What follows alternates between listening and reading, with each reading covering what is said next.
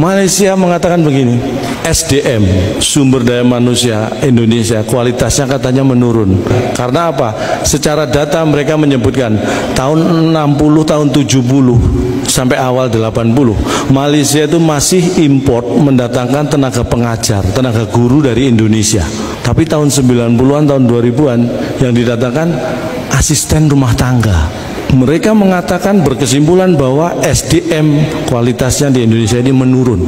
Data tidak bisa dibantah, memang betul. Dulu yang mereka import guru, sekarang mungkin banyak asisten rumah tangga. Tetapi bukan kesimpulannya kualitas SDM orang Indonesia yang turun, tetapi apa? Selera orang Malaysia yang turun. Dulu sukanya guru, sekarang sukanya pembantu. SDM kita tetap hebat, selera mereka yang turun. Kok yang disalahkan SDM kita? Mikir. Malu besarnya rakyat Malaysia, ya, yang sekarang ini kita ni dijadi bahan ketawa oleh jiran kita, Indonesia. Indonesia yang dulu kita pandang remeh. Yakin orang Malaysia hanya jadi pekerja profesional kalau di luar negeri itu nggak ada yang jadi babu. Di Singapura itu banyak jadi cleaning service kok, banyak juga jadi tukang sampah. Di labor tempat saya bekerja itu orang Malah yang jadi cleaning service-nya. Ingat ya, selama kita tuh masih digaji orang, masih bekerja di bawah perintah, di bawah tekanan, ada jam masuk, jam pulangnya, itu status kita masih buruh. Setinggi-tinggi apapun pangkat kita, kita masih buruh statusnya. Kecuali kalau kita udah bisa menggaji orang lain, bangun terserah, tidurnya kapan saja terserah, itu namanya bos atau bos. Jadi selama kita masih digaji orang, ada tekanan ya, di bawah perintah, ya itu namanya babu, Mas. Itu namanya buruh. Ianya berlaku di negara jiran kita, ya, di Indonesia, ya. Yang pada satu ketika dulu bila kita orang Malaysia pergi Indonesia, we can hold our heads up high. Kita lah yang lebih hebat, yang lebih maju. Tetapi sekarang ni kita pergi Indonesia macam mana? Akan menjadi pemimpin ekonomi, diikuti oleh Amerika, kemudian India, Jepun, Jerman, dan paling mengheran menakjubkan kita ialah Indonesia akan menjadi negara top 10 kaya di dunia kira-kira 12 tahun yang akan datang. Kita memiliki peluang di tahun 2040-2045 negara kita ini akan menjadi negara 5 besar ekonomi terkuat di dunia, nomor 4 kita nanti, insya Allah. Di tahun 2030 kurang lebih kita akan menjadi 7-10 besar ekonomi terkuat di dunia. Kemarin ada dosen kami bilang kalau Indonesia itu maju, itu akan jadi negara yang tidak terkalahkan, negara yang tidak mudah digoyah. Kenapa? Simpel jawabannya, bahwa Indonesia itu memiliki sistem yang tidak anti kritik. Semua orang bisa komplain, semua orang bisa kritik, semua orang bisa kasih saran. Tapi walaupun masalah itu kecil aja, itu ada yang ngelihat, guys. Ada yang mengkritik, wah ini salah, dan lain-lain. Dan itu kritikannya pedas-pedas. Itu menjadi tendangan orang-orang sini bahwa kalau di sini katanya nggak bisa seperti itu. Yaitu mengambil highlight bahwa Indonesia ini berbahaya kalau maju. Dia akan menjadi negara besar, guys. Tapi gue yakin dan percaya memang demokratis itu adalah cara yang paling masuk akal. Tapi memang memerlukan waktu sampai benar-benar menjadi negara yang kuat dan demokratisnya betul-betul terjaga. Panas-panasnya hawa-hawa politik ini luar biasa sekali di Indonesia. Seperti masuknya Kaisang dalam ketum, yaitu di PSI. Ada isu PSI itu adalah backingan dari Pak Jokowi di belakang. Wah, Pak Jokowi bermain dua kaki. Jujur aja gue tuh pengen melihat skema yang diatur sama 3 maestro ini. Pertama itu Pak Prabowo, Ibu Megawati, dan yang ketiga baru muncul tapi langsung jadi maestro politik, itu adalah Pak Jokowi. Jujur aja pengen ngelihat gimana skema mereka dalam mengendalikan politik ini yang luar biasa. Saya pun bekerja di laboratorium Mentereng di Singapura. Itu tidak semua orang bisa memasuki kawasan itu, harus pakai fingerprint dan kamera tidak boleh dibawa masuk. Itu sangat rahasia. Saya digaji ratusan juta per bulan oleh Singapura. Tapi saya merasa jadi babu, jadi buruh. Kenapa? Masih bekerja di bawah perintah. Abangnya jalan-jalan lah ke Singapura. Lihat-lihatlah orang Malay itu banyak juga yang jadi buruh di situ. Jadi tukang cleaning service, cuci piring, banyak kok. Alah, you don't know what to say, ha? Pakcik, makcik, dengar sekejap, dengar sini. Tuh, sekitar 800.000 sampai 1,4 juta orang Malaysia yang bekerja di luar negeri. Oke.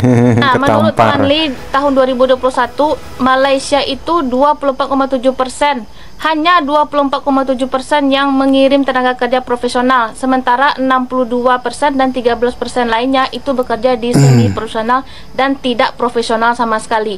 Pikirkan ya, yang semi profesional yang mana, yang tidak profesional sama sekali. Yang tidak profesional sama sekali, apa contohnya kalian bisa pikirkan? So, pakcik-makcik, selama kita masih di regional Asia Tenggara, kita itu negara babu, pakcik, sebetulnya negara dunia ketiga bagi negara-negara maju. Kita itu sebetulnya senasib seperjuangan. Jadi jangan merasa superior, ngata-ngatain Indonesia negara babu. Pakcik-makcik pun jadi babu di negara orang. Ya, benar sekali sebagai negara-negara yang berasal di Asia Tenggara ini kompak, menunjukkan identitas kita masing-masing, menunjukkan cipta rasa dan karsa kita ke dunia luar yang menganggap negara kita ini negara dunia ketiga, negara nggak penting, itu maksudnya. Jadi kita harus kompak, pakcik-makcik. Jangan beraninya cuma sama Indonesia ngatain negara babu. Bagaimana dengan Filipina, bagaimana dengan Vietnam yang juga banyak mengirimkan tenaga buruh ke luar negeri, terutama Filipina itu banyak mengirimkan ART ke Arab Saudi. Kalau yang bekerja di Arab Saudi pasti banyak ketemu dengan orang-orang Filipina yang jadi sopir, yang jadi ART, itu banyak, pakcik-makcik. Jadi jangan senggol Indonesia terus. Kenapa nggak Filipina senggol sesekali, atau Vietnam atau Myanmar? Itu banyak. Jadi di Asia Tenggara ini kita senasib seperjuangan, pakcik-makcik. Kita harus kompak sebetulnya, jangan saling hina. Iya, benar banget ya. Kalau gue lagi malah sering menjelekkan. Akhir-akhir ini sering banget kalau lagi ngobrol bahasa Indonesia gitu, di telepon terus ada orang Malaysia tiba-tiba datang. Mereka tuh baik banget. Mereka tuh kayak, aduh saudaraku, oh my sister, di sini ngapain?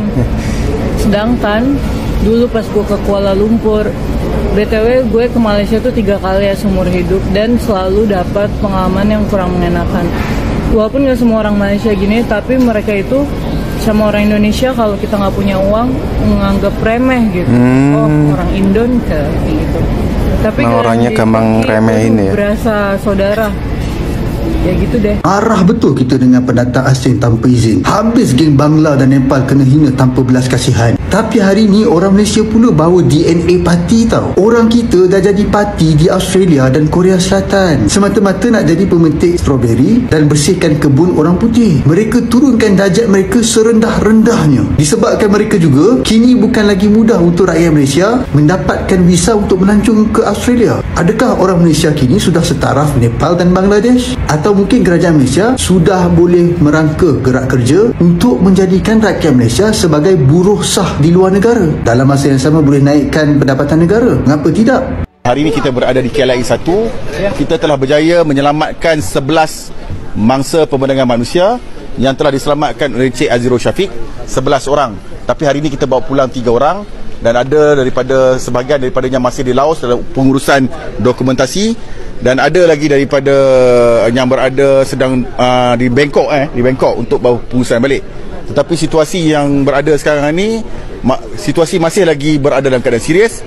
Kalau kita tengok tadi, ada di kalangan mangsa-mangsa yang ada ni imej-imej yang menunjukkan bahawa mereka dipukul, dicederakan, dipukul menggunakan senjata. Situasi masih lagi kritikal. Jadi kita nak mendesak perintah kepada semua rakyat Malaysia, jangan tertipu, jangan terpedaya. Janganlah pergi ke mana-mana tempat yang berisiko, kerana kalau dah sampai sana nak pulang begitu sukar sekali. Mangsa-mangsa yang kita selamatkan ni macam biasalah, daripada Mewadi, Tacilek, dan yang terbaru Laos. Lepas ni kita akan mungkin banyak kerja di Laos, kerana kebanyakan pusat-pusat telah berpindah. Jadi mangsa-mangsa yang ada kali ni paling banyak teruk dipukul lah.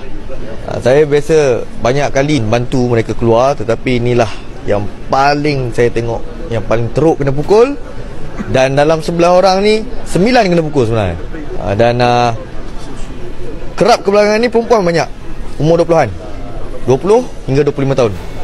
Jadi hati-hatilah kan, kepada mereka-mereka yang di luar sana, terutama daripada anak-anak muda, supaya jangan terima apa-apa peluang pekerjaan di Thailand.